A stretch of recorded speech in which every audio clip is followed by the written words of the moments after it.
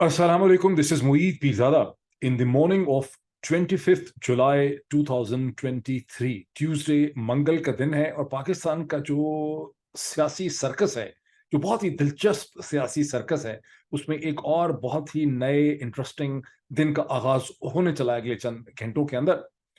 और ये वो दिन है जिसमें election commission of Pakistan ECP ने फॉर्मर प्राइम मिनिस्टर पाकिस्तान जनाब इमरान खान साहब के नाकाबिले जमानत गिरफ्तारी के वारंट इशू कर रखे हैं और उन्हें हुक्म दिया हुआ है कि वो जिस तरह पुराने जमाने में कहते थे कि जिंदा या मुर्दा, हुक्म किसे दिया हुआ, sorry sorry sorry sorry,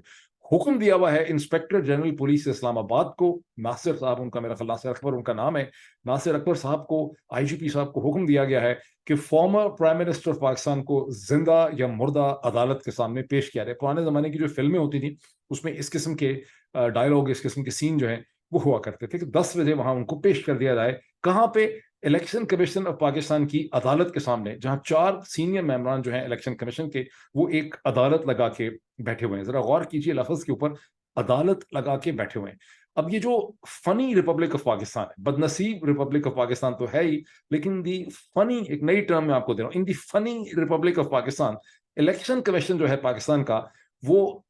free fair transparent election करवाने के अलावा, यानी कोई आपको कहीं कोई ऐसी सोच नजर नहीं आती, कहीं कोई आपको ऐसी एक्टिविटी नजर नहीं आती, कोई ऐसा डॉक्यूमेंट नजर नहीं आता, कोई आपको कोई ऐसी बैठक, मीटिंग, कॉन्फ्रेंस, सेमिनार नजर नहीं आता जिससे आपको ये एहतमाद हो कि election commission of Pakistan free fair transparent election करवाने के लिए कुछ कर रहा है, उसके बारे में सोच रहा है, कोई प्लानिंग कर रहा है या उसमें इंटरेस्टेड है। लेकिन election commission of Pakistan free fair transparent election में तो इंटरेस्टेड नहीं है, लेकिन साइड की हर किस्म की एक्टिविटी में इंटरेस्टेड है। अगर फ्यूचर में आप ये देखें कि इलेक्शन कमीशन जो है वो कत्ल के मुकदमात की तहकीकात शुरू कर दे, मुख्तलिफ किस्म के सियासी और समाजी मसाइल के ऊपर सेमिनार करना शुरू कर दे, अदालत लगा के बैठ जाए, फैसले सादा करना शुरू कर दे, अपनी फिल्में, अपनी डॉक्यूमेंट्रीज, अपने कोई ड्रामे बनाना शुरू कर दे, इलेक्शन कमीशन साइड पे बिजनेस कर ले, और फिर वहां पे आर्गुमेंट ये हो कि जनाब आईने पाकिस्तान में कोई ऐसी कदगन और रुकावट नहीं है जिसमें कि इलेक्शन कमीशन अपने फॉर इंस्टेंस ड्रामे नहीं बना सकता। अपने वैसे भी ये मज़ाहिया ड्रामा तो बना ही रहे हैं इस वक्त,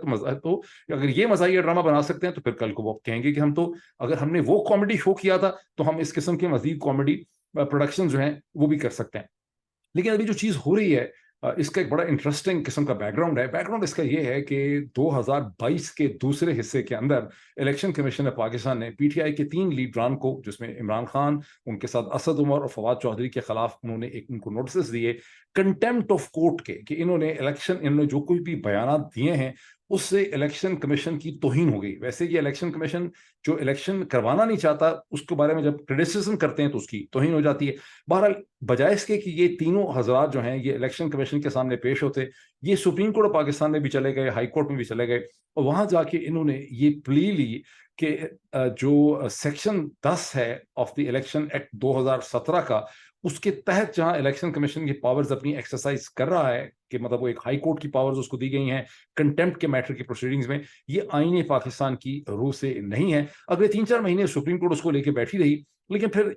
जनवरी 2023 में इन its infinite wisdom the supreme court of Pakistan ने इलेक्शन कमीशन ऑफ पाकिस्तान को ये राइट दे दिया, ये हक दे दिया, अप्रूव कर दिया उन्होंने, और पिटिशंस को डिसमिस कर दिया, और उन्होंने उनका कहा कि आप ये केस जो है इमरान खान, असद उमर और फवाद चौधरी के खिलाफ इसको लेकर आगे चल सकते हैं। अच्छा, अब ये पहले थोड़ा सा इसमें कर दूं कि सुप्रीम कोर्ट ने ऐसा फैसला क्यों किया। यहाँ पे 2-3 इसकी वजूहत हो सकती हैं। एक तो ये कि supreme court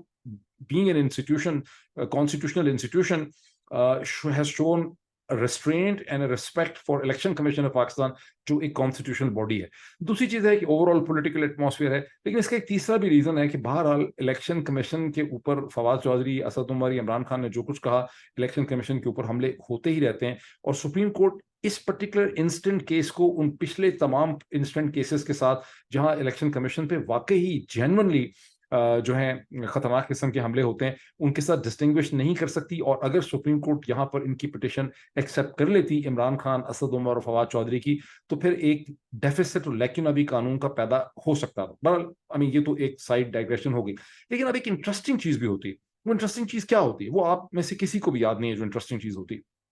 supreme court in its infinite wisdom जनवरी 2023 में इलेक्शन कमीशन को यह हक दे देती है कि वो अपना इस केस को इमरान खान, असद उमर और फवाद चौधरी के खिलाफ जारी रखें। लेकिन इलेक्शन कमीशन क्या करता है? कुछ भी नहीं करता। इलेक्शन कमीशन जनवरी में बैठा रहता है, फरवरी में बैठा रहता है, मार्च में बैठा रहता है, अप्रैल में बैठा रहता है, मई में बैठा रहता है।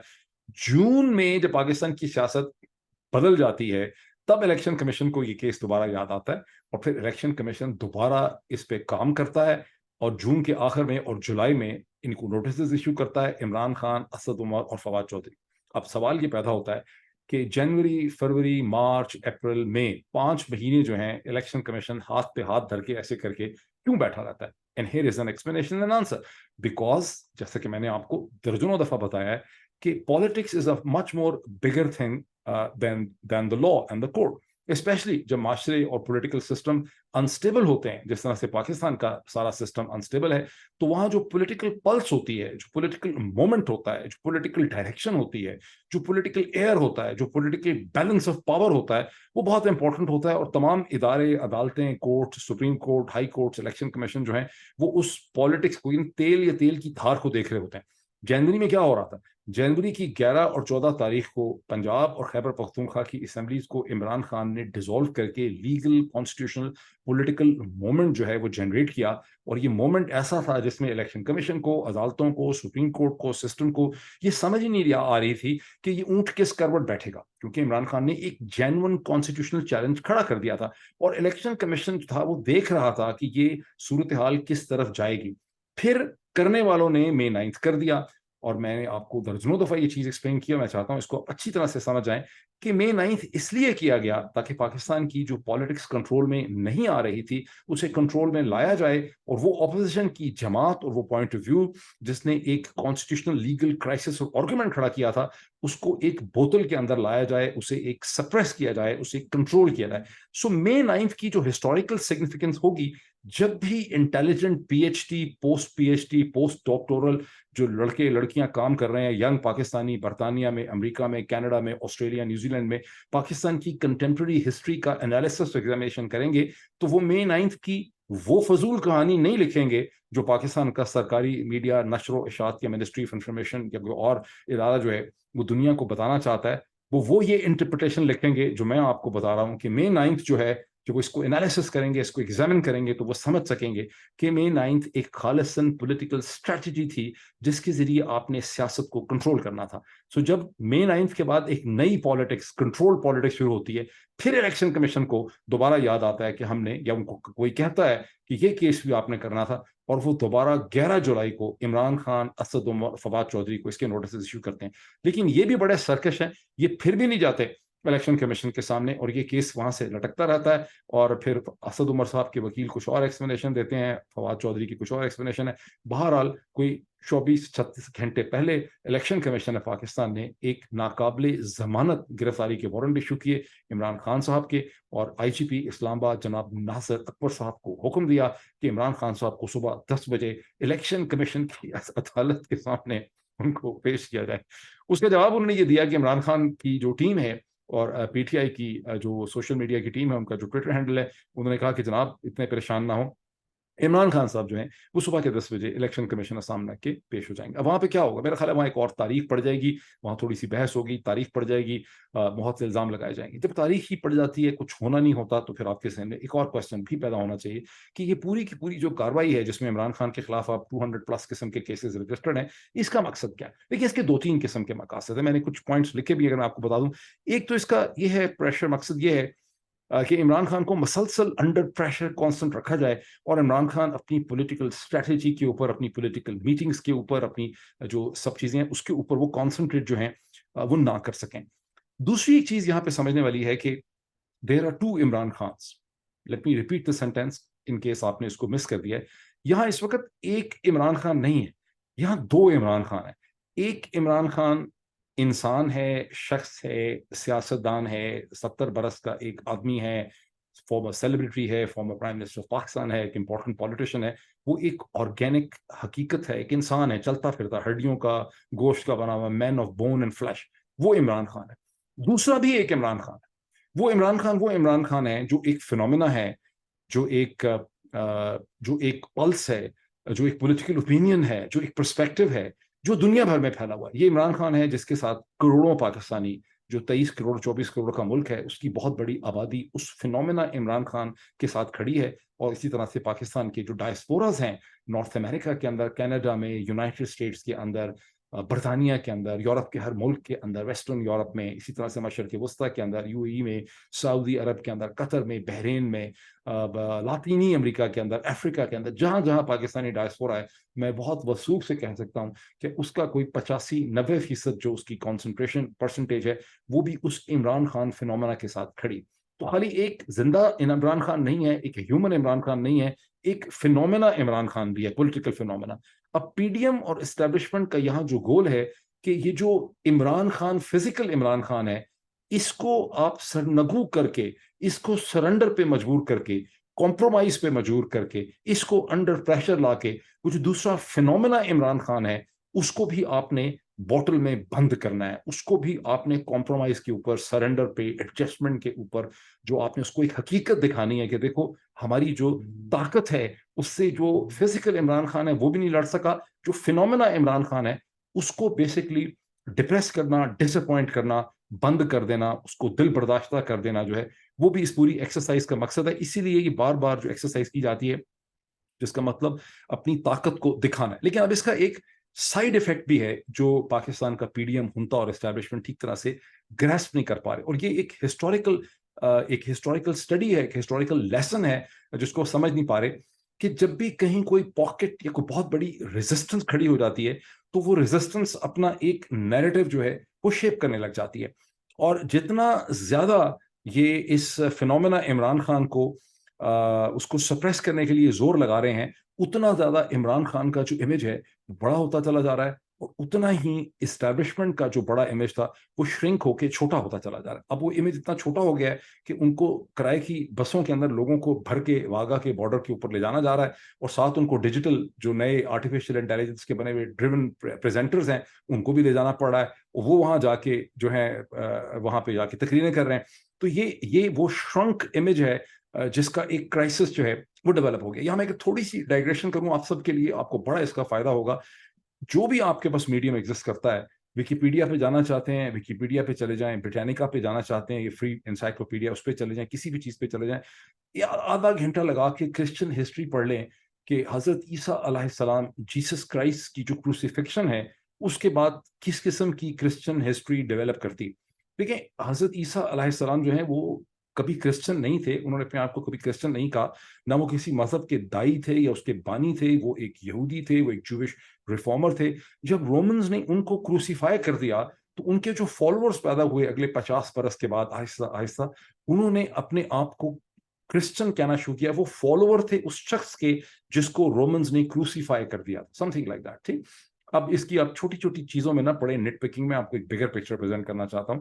اور اس زمانے میں کوئی میڈیا نہیں تھا, اخبارات نہیں تھے, ٹیلی ویژن نہیں تھا, سوشل میڈیا نہیں تھا, چینلز نہیں تھے, بل بورڈ نہیں تھے. اس کے باوجود ایک انتہائی طاقتور نیریٹو جو ہے اس نے سڑک سے, گلی سے, گاؤں سے, سینہ در سینہ اس نے وہ پیدا ہوا, وہ نیریٹو جو کرسچینٹی کا نیریٹو تھا. اور وہ نیریٹو اگلے 200-250 برس میں اتنا بڑا ہو گیا, اتنا پھیل گیا کہ دنیا کی دنیائیں وقت کی, اس وقت کی جو سب سے طاقتور امپیریل آرڈر تھی, جس کی فوجوں کے سامنے کوئی کھڑا نہیں ہو سکتا تھا, جس کے سامنے جو کھڑا ہوا انہوں نے اس کو کرش کر دیا, ایسٹ میں یا ویسٹ میں, اس امپائر کو کرسچینٹی کے آئیڈیا کے سامنے سرنڈر کرنا پڑا. دس از اے فیسینیٹنگ ہسٹری. آپ یہ پڑھیں, جب رومن امپائر نے اور ایمپررز نے یہ محسوس کیا کہ اگر امپائر کو کنٹینیو کرنا ہے, اس کو طاقت دینی ہے, اس کو اس کی ٹانگوں پہ کھڑا رکھنا ہے, تو انہیں کرسچینٹی کو اڈاپٹ کرنا پڑے گا. اس کو پڑھیں, دس از اے فیسینیٹنگ انٹلیکچوئل جرنی. اس کو پڑھیں گے تو اب ظاہر ہے کہ اس وقت جس چیز کو 200-300 برس لگتے تھے اب اس کو صرف چند برس لگتے ہیں. کئی دفعہ وہ چیزیں ہفتوں مہینوں میں بھی ہو جاتی ہیں. But that was a digression. Coming back to it, that is not the only thing. Imran Khan صاحب نے ایک اپلیکیشن موو کی ہے لاہور ہائی کورٹ کے اندر کہ پیمرا نے جو میرے نام اور تصویر وغیرہ کو بین کیا ہوا ہے, یہ انکانسٹیٹیوشنل ہے اور اس کو ختم کیا جائے. اور ساتھ ہی اس میں یہ کہا ہے کہ لاہور ہائی کورٹ نے پہلے بھی اس حوالے سے ایک حکم دیا تھا لیکن پیمرا نے اس کو اگنور کر دیا. اب یہاں پہ کیا ہوگا, لاہور ہائی کورٹ کیا کرے گی؟ آپ ask yourself the question. Lahore high court جو ہے اس پٹیشن کو لے کے بیٹھ جائے گی बिकॉज़ लाहौर हाई कोर्ट भी ऊपर नीचे आगे पीछे देखेगी कि इस वक़्त सियासी माहौल क्या है, तेल कहाँ है, वो कहते हैं ना तेल देखो तेल की धार देखो। लाहौर हाई कोर्ट ये अंदाज़ा लगाने की कोशिश करेगी कि क्या माहौल साज़गार है जिसके अंदर इसके ऊपर कोई प्रोसीडिंग हो सकती है, डिबेट हो सकती है, कोई फैसला दिया जा सकता है। वरना हो सकता है कि इस पे कुछ डमी किस्म की प्रोसीडिंग हो, फिर ये मामला एडजॉर्न होता रहे, ये लटक जाए, इस पे हियरिंग ना हो, और लाहौर हाई कोर्ट इसका फैसला उस वक़्त करेगी जब लाहौर हाई कोर्ट को ये लगेगा कि माहौल थोड़ा-सा बेहतर हो गया। बिकॉज़ लाहौर हाई कोर्ट इसको जस्टिफाई नहीं कर सकेगी कि इमरान खान के ऊपर जो बैन लगाया हुआ है इस वक़्त हुकूमत ने, एक तरह का अनरिटन और पैमरा ने लगाया है, इसको Lahore high court in writing justify नहीं कर सकेगी। बहुत सी ऐसी चीज़ें होती हैं जिनको अदालतों के लिए जस्टिफाई वो कर नहीं सकती। जैसे मैंने आपको ऊपर बताया कि इमरान खान की पिटीशन को भी सुप्रीम कोर्ट पॉजिटिवली नहीं ले सकती थी जब जनवरी 2023 में उन्होंने उसको रद्द कर दिया और इलेक्शन कमीशन को कहा कि you can proceed under the section 10 of the election act 2017। तो यहाँ पर भी यही होगा कि ये चीज़ वहाँ जाके लटक जाएगी। लेकिन ये तो चलें, क्योंकि बिल्कुल एक topical development of the day थी जो अगले 3 घंटे में होने वाली है। इस वक़्त पाकिस्तान में ऑलमोस्ट सुबह के 7 बजने वाले हैं, और लेकिन जो एक बहुत इंटरेस्टिंग डेवलपमेंट हुई है गुज़िश्ता 12 घंटे में, जो डार साहब का बैलून फटा है, जो उनका बम बम करके उनका जो बैलून है उसका धमाके से उड़ गया है, वो एक बहुत इंटरेस्टिंग डेवलपमेंट। सूरत हाल ये है कि डार साहब वो हॉट पोटैटो हैं जिसे ना पीएमएलएन ओन करना चाह रहा है, ना उसको अपैरेंटली पीपीपी ओन करना चाह रहा है। और जो डिबेट हुई है वो इस किस्म की डिबेट हुई है पिछले 12 घंटे में कि डार साहब ने कभी नहीं चाहा कि वो इंटरिम प्राइम मिनिस्टर बन जाए। ऐसी तो कहीं बात हुई ही नहीं। नवाज शरीफ और आसिफ अली जरदारी की कोई मुलाकात तो हुई ही नहीं। नवाज शरीफ ने कभी इस किस्म की ख्वाहिश का इजहार किया ही नहीं। ये बात आई कहाँ से है? ये तो झूठी बातें हैं। वो क्या कहते हैं कि ये बातें झूठी बातें हैं, ये लोगों ने फैलाई हैं, और ये तो किसी ने, मीडिया के लोगों ने, किसी प्रोमिनेंट मीडिया पर्सन ने ये बात जो है वो फैला दी है। ये ख्वाजा आसिफ साहब ने ये इल्ज़ाम लगाया है कहीं पे। आई डोंट नो कि बदनसीब प्रोमिनेंट मीडिया पर्सन कौन है, मैं थोड़ा-सा इस पे भी रोशनी डालता हूँ। लेकिन बेसिकली तौर पे जो डिबेट हुई है जिसमें कि डार साहब को डिसोन कर दिया गया अपैरेंटली सो फॉर, इस डिबेट के जो इसके मेन जो अब तक कैरेक्टर्स या प्लेयर्स आए हैं हमारे सामने, जो किरदार आए हैं, उसमें एक तरफ ख्वाजा आसिफ साहब हैं, उनके साथ मरियम औरंगज़ेब साहिबा हैं, फिर शहरी रहमान साहिबा हैं, जनाब पीपल्स पार्टी के लीडर जनाब फैसल कुंडी साहब हैं, और ख्वाजा आसिफ साहब जो हैं उन्होंने तो खुल्म खुला कहा है कि एक मीडिया पर्सन जो है उन्होंने ये गलतफहमी पैदा की। अभी मीडिया पर्सन कौन है मैं नहीं समझ सका। ये और बात है कि कामरान खान साहब ने एक बहुत ही चुभता हुआ उन्होंने ट्वीट किया है जिसमें उन्होंने ख्वाजा आसिफ साहब का अलीना शेखरी साहिबा के साथ जो इंटरव्यू है उसकी छोटा सा उन्होंने चंद सेकंड का, ये 1 मिनट का शॉट भी लगाया है, और जिसमें उन्होंने कहा है कि डार साहब का जो कैंडिडेचर का बैलून था, जो गुब्बारा उनका था कि वो इंटरिम प्राइम मिनिस्टर हो सकते हैं, वो उस वक्त बहुत बुरी तरह से फट गया जब आसिफ अली जरदारी साहब, वो कहते हैं पेरिस में थे आसिफ अली जरदारी साहब, इधर तो डॉन.com और ट्रिब्यून वाले दावा कर रहे थे कि आसिफ अली जरदारी साहब दुबई पहुंचे हैं। ये हो सकता है सारी स्पेकुलेशन हो, दुबई चूंकि आपको पता है कि हब है एयरलाइंस का, वो दुबई में ठहरे ही ना हो, वो दुबई से उन्होंने कनेक्टिंग फ्लाइट ली हो, वो पेरिस चले गए हो। You know this thing that वो पेरिस से बड़ी मोहब्बत करते हैं। पाकिस्तान तो सिर्फ हुकूमत करने के लिए, असल में पेरिस से मोहब्बत करते हैं। वो जो पुराने ज़माने में भी किस्से कहानियां थी उनके करप्शन के, उसमें भी पेरिस बड़ा स्ट्रांगली फिगर करता था। सार्कोजी साहब के साथ भी उनके पेरिस के हवाले से बड़े अच्छे खुशगवार किस्म के ताल्लुकात थे। But in any case, Kamran Khan साहब का ट्वीट ये कहता है कि जब पेरिस के अंदर आसिफ अली जरदारी साहब के सामने ये आइडिया रखा गया कि नवाज शरीफ साहब की ये ब्रेन वेव है, ये प्रपोजल है कि इसहाक डार साहब जो है वो एक इंटरिम प्राइम मिनिस्टर हो सकते हैं, तो आसिफ अली जरदारी साहब ने खासे सख्त और बुरे और बहुत ही नामुनासिब किस्म के अल्फाज जो हैं इसके लिए इस्तेमाल किए। और आप इन अदर वर्ड्स आप कह सकते हैं कि उन्होंने खासी गालियां निकाली, इस पूरी आइडिया को निकाली है, नवाज शरीफ साहब को निकाली, हम नहीं कह सकते। बहरहाल उन्होंने एक स्ट्रॉन्ग शट अप कॉल दी इस हवाले से। ये कहना है कामरान खान साहब के ट्वीट का। अब वो जो शॉर्ट है अगर आप उसको सुने तो वहां जो अलीना शिगरी साहब हैं, जो मेरा ख्याल है, if I am not forgetting wrong, कभी पहले वक्त टेलीविजन में होती थी या पाकिस्तान टेलीविजन में रही हैं, स्टेट ब्रॉडकास्टर में, उन्होंने वहां बड़ा कमाल किया। अलीना शिगरी साहिबा ने हिम्मत करके जो जार ऑफ द डे है ख्वाजा आसिफ साहब, जो बहुत करीब हैं शहबाज शरीफ साहब के, उनसे उन्होंने एक सवाल पूछा। उन्होंने पूछा कि ये असेंबलियां के वक्त से पहले टूट सकती हैं? तो ख्वाजा आसिफ साहब ने कहा कि हाँ, मतलब टूट भी सकती हैं, मतलब जैसे कि कोई फर्क नहीं पड़ता, बाद में टूटे पहले टूटे वगैरह वगैरह। तो अलीना शिकरी साहिबा ने बड़ी हिम्मत की और उन्होंने पूछा कि क्यों, इसकी क्या वजह है कि ये वक्त से पहले क्यों टूट सकती हैं? तो ख्वाजा आसिफ साहब करके उन्होंने उसका एक जवाब दिया। उन्होंने जवाब बड़ा इंटरेस्टिंग दिया। उन्होंने जवाब ये दिया कि चूंकि ये एक स्ट्रेटेजिक ऑप्शन एग्जिस्ट करती है, तो हम इस स्ट्रेटेजिक ऑप्शन को एक्सरसाइज कर सकते हैं और इसमें कोई खराबी नहीं है, बिकॉज ये कोई गैर आईनी, गैर कानूनी चीज नहीं है। Very interesting. ये कहाँ लिखा है कि ये कोई स्ट्रेटेजिक ऑप्शन जो है एग्जिस्ट करती है? जितना पाकिस्तान में आइन की इंटरप्रिटेशन दिलचस्प तरीके से की जाती है, यस, ये जरूर एग्जिस्ट करती है कि अगर एक गवर्नमेंट जो है वो एब्रप्टली, एक असेंबली एब्रप्टली टूट जाए, یعنی یہ اس لیے ہوتا ہے، جیسے آپ یورپ میں روز دیکھتے ہیں، برطانیہ میں آپ کے سامنے بہت دفعہ ہوا، یورپ میں ہر وقت ہوتا رہتا ہے، بہت سے ملکوں میں ایسا ہوتا ہے، یونان کو دیکھ لیں، اٹلی کو دیکھ لیں، کہ کوئلیشن گورنمنٹس ہوتی ہیں اور گورنمنٹ جو ہے وہ اچانک اسمبلی اس کی ڈیزالو ہو جاتی ہے، وہاں پہ ایک پولیٹیکل کرائسس ہوتا ہے، وہاں پہ کوئی فیصلہ نہیں ہو سکتا، اور پھر ایمرجنسی کی اسٹیٹ میں اسمبلی ڈیزالو ہو جاتی ہے، ایک اپرپٹ سچویشن ہوتی ہے، ایک ہنگامی صورتحال ہوتی ہے، وہاں پہ آئین میں یہ پروویژن رکھی گئی ہے کہ in that case and circumstances آپ کو جنرل الیکشن 90 دن کے اندر کرانے ہی ہوں گے، یعنی ان کو بہت زیادہ آزادی نہیں دی گئی، ڈسپائٹ دی پولیٹیکل ٹرموائل آپ کو 90 دن کے اندر عام انتخابات کرانے ہوں۔ یہاں تو وہ پولیٹیکل ٹرموائل ہے ہی نہیں، یہاں تو کوئی ہنگامی صورتحال ہے ہی نہیں، یہاں تو خواجہ صاحب جو اسٹریٹجک آپشن کی ان کے ذہن میں پیدا ہو گیا، یہ دونوں مل کے اپنے مذموم گھٹیا مقاصد کی خاطر آنے والے الیکشن اور انٹرم سیٹ اپ کو مینج کرنے کے لیے، اور ایک الیکشن جعلی جس کو نام دینا چاہ رہے ہیں الیکشن کا، جو الیکشن ہوگا ہی نہیں، اس کو کرنے کے لیے اسے کہتے ہیں، یہ اس کو ایکسرسائز کرنا چاہ رہے ہیں کہ ہم 2 دن پہلے یا 5 منٹ پہلے اسمبلی توڑ دیں، اور یہ تو اس قسم کا ڈرامہ ٹھکوسلا صرف بد نصیب فنی ریپبلک آف پاکستان میں ہو سکتا ہے جو وہ کر رہے ہیں، بال خالد صاحب کے کسی کو کیا کنٹرول۔ اب آ جائیں اس چیز کے اوپر جہاں شہری رحمان صاحبہ کیا کہتی ہیں، شہری رحمان صاحب کہتی ہیں یہ تو پروپوزل کہیں آیا ہی نہیں ڈار صاحب کا، یہ تو کسی نے ذکر لیا ہی نہیں، ڈار صاحب کا تو آیا ہی نہیں۔ خواجہ آصف صاحب نے تو کہا کہ ڈار صاحب نے کبھی سوچا نہیں کہ میں انٹرم پرائم منسٹر بن سکتا ہوں، اور ڈار صاحب خواجہ صاحب نے یہ بھی کہا، بڑا انٹرسٹنگ ہے یہ، اس میں اگر کامران خان صاحب کا ٹویٹ آپ دیکھیں کہ خواجہ آصف صاحب نے کہا کہ ڈار صاحب کیسے بن سکتے ہیں، وہ تو ظاہر ہے کہ حکمران جماعت کے اور ہمارے اتنے قریب ہیں، اور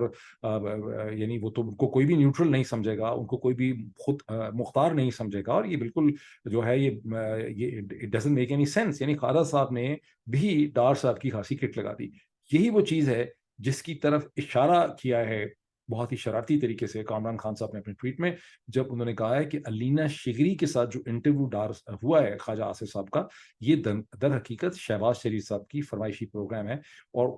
ڈار صاحب کی کٹ لگانے والے میں، ڈار صاحب کو کٹنے والوں میں جناب شہباز شریف صاحب بھی بدرجہ اتم اس کے اندر موجود ہیں۔ تو یہ ایک رپھڑ کھڑا ہو گیا ہے۔ شہری رحمان صاحبہ پیپلز پارٹی کی طرف سے کہتی ہیں کوئی نام آیا نہیں ہے، یہ ڈسکشن ہوئی نہیں ہے، یہ تو ہو بھی نہیں سکتا ہے۔ البتہ فیصل کریم کنڈی جو میرا سیکرٹری انفارمیشن بھی ہیں پاکستان پیپلز پارٹی کے، اور دوسری طرف شہباز شریف صاحب کے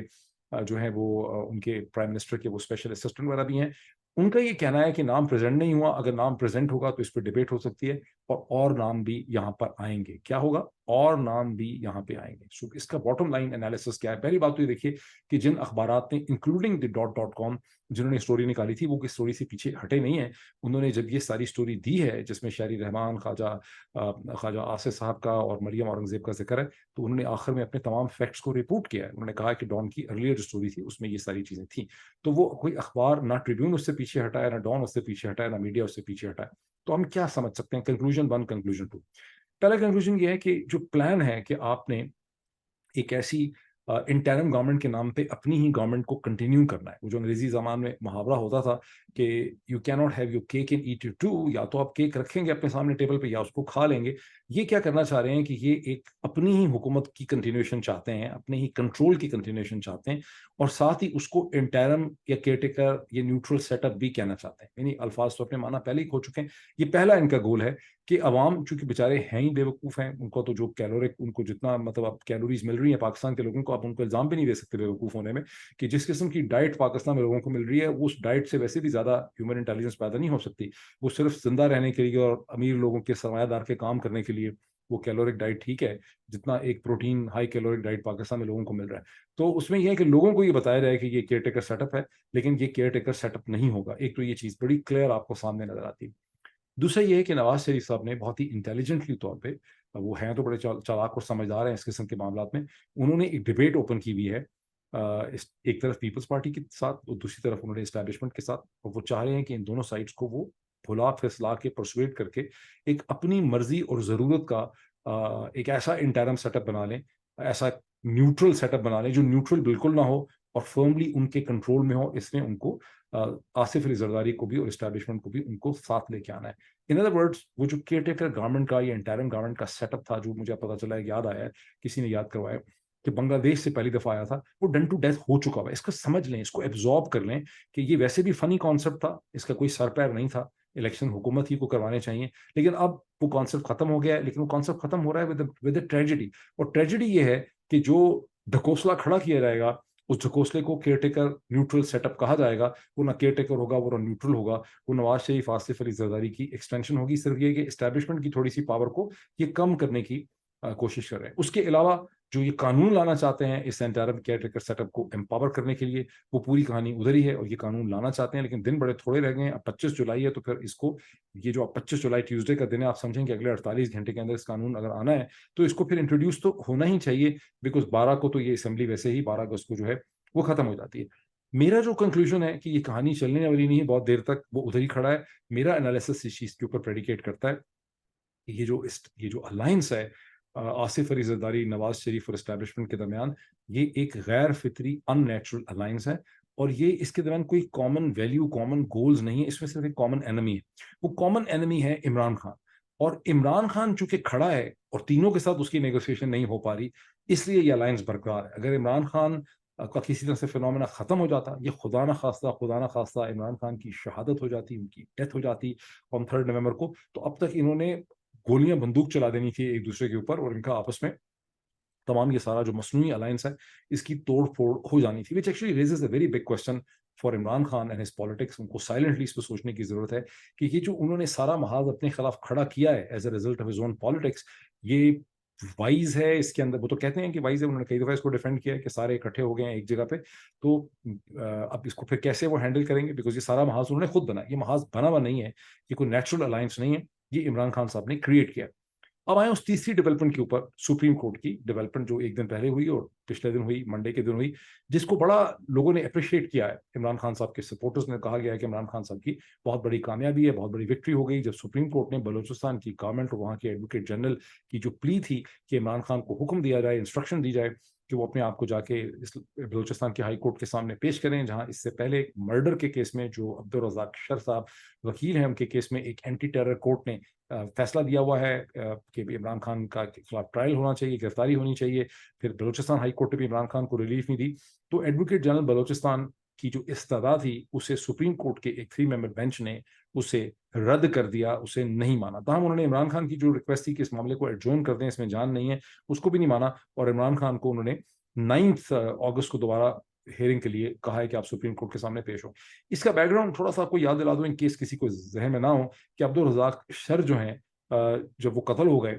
और जो मुझे उनके कत्ल पे भी बड़ा शक है, मैंने कई दफ़ा कहा है, उनके साहिबजादे जो हैं सिराज अहमद, वो गुम हो गए 6-8 घंटे के लिए, और वो गुम उस वक्त हुए जब अता तारड़ साहब ने कहा कि ये कत्ल इमरान खान ने कराया। और उसके बाद गुम होने के बाद जब वो बरामदगी उनकी हुई, तो उन्होंने भी अपनी प्रेस कॉन्फ्रेंस की, जो प्रेस कॉन्फ्रेंस का चूंकि रवाज है, और वो प्रेस कॉन्फ्रेंस करके उन्होंने कहा कि उनका उनका केस ये है कि मेरे वालिद साहब ने मुझे पहले ही बताया था कि मैंने जो पिटीशन दायर कर रखी है उसके नतीजे में मुझे लाइफ थ्रेट्स हैं, मुझे खतरे हैं, और फिर और मुझे शक जो है कि ये इमरान खान ने पिटीशन की वजह से करवा दिया। तो इमरान खान का उन्होंने इल्ज़ाम जो है वो लगा दिया। पुलिस ने वैसे 3 सस्पेक्ट्स भी इसमें गिरफ्तार कर रखे हैं। अब इसमें होगा क्या? इसमें 2 कम अज कम पॉसिबिलिटीज हैं।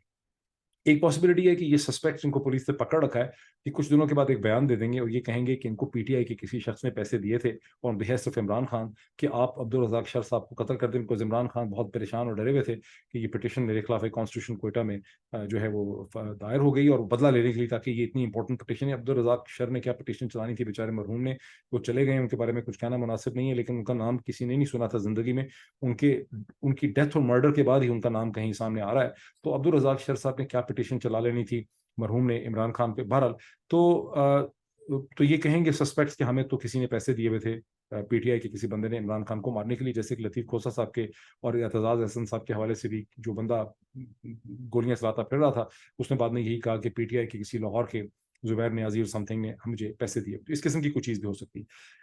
दूसरा ये हो सकता है कि सुप्रीम कोर्ट में जब केस चलेगा, तो अल्टीमेटली सुप्रीम कोर्ट हो सकता है इस नतीजे पर पहुंचे कि ये केस, ये वैसे क्लियर नहीं है, लेकिन ये मैं आपको एक साइड इफेक्ट इसका बता रहा हूँ कि इसमें इस थिंकिंग को नज़रअंदाज बिल्कुल ना करें कि यहाँ एक इस किस्म की ब्रेन वेव भी इसके पीछे चल सकती है। अल्टीमेटली सुप्रीम कोर्ट ये कंक्लूड करती है कि ये एक फ्रिवलस केस है, और ये सिर्फ इस चीज़ के ऊपर बेस करता है कि अब्दुल रज़ाक शर साहब के साहिबजादे को शक है कि इमरान खान ने ये कत्ल कराया होगा, लेकिन इसकी कोई बेसिस जो है नहीं बनती, इसकी कोई एविडेंस नहीं है, इसका कोई जवाज नहीं है, इसकी कोई लॉजिक नहीं। तो इससे किसको फायदा होगा?